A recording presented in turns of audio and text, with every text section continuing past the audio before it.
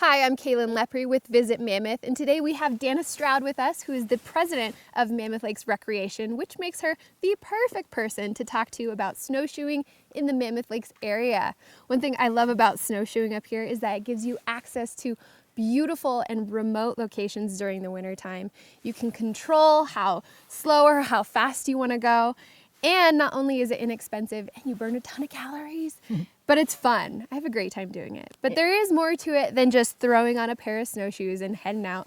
Danna, what are some considerations we should think about before going out on our adventures? Yeah, so what I love about snowshoeing is that it's all skill sets can get out there and play. All members of the family can get out there and play, but you do want to take some precautions as you're heading out there. We've got some online resources and websites you can access to identify some trails and some trailhead staging areas and the roads to use to get there. There's also some great smartphone apps that provide maps that you can download onto your smartphones and take with you as you're out on the trail. You also want to make sure that your friends and family know when you're heading out and when to expect you back.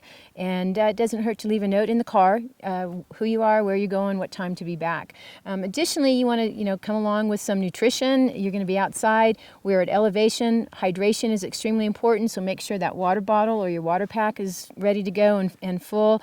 Also, a big fan of paying attention to the conditions out there. Make sure that you are knowing where you're going. Make sure that you're going to come back at a certain time. Be aware that we get dark here in the wintertime, and just take your precautions and know that you're out in nature. Absolutely.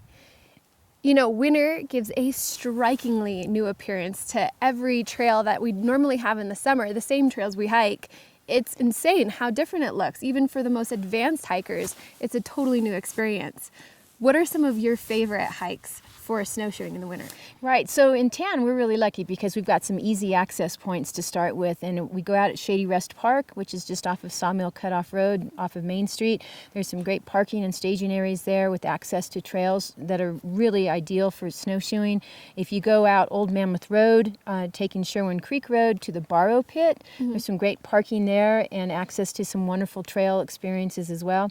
Going out the scenic loop, first stop is along Inyo Craters, and there's great snowshoeing out towards the craters. And then if you go across the scenic loop and cross 395 over to Lookout Mountain, there's some great trails out there to use as well, being cognizant of where you're crossing trails. And then also here in town, we've got access to the Lakes Basin, and including Obsidian and Panorama Dome. So some really close by spots to access. Awesome. What about gear? Is it the same, do we bring the same things that we would bring on a summer hike? Well, yes and no. Head to toe. First of all, let's remember that we are out in the elements. It's cold. It could be wet. It could be windy. So you don't want to be uncomfortable. Start with our head. Our energy escapes through our head. So let's keep it covered. We've got caps and beanies and hats. We're outside exposed. We've got glare coming off the snow. So eyewear is important. Glasses or goggles. Sunscreen, lip screen. You're exposed to the elements. So keep your skin, covered that way. And then for your body, you're obviously looking at layers. You want to keep insulated as well as repel the elements that are coming at you.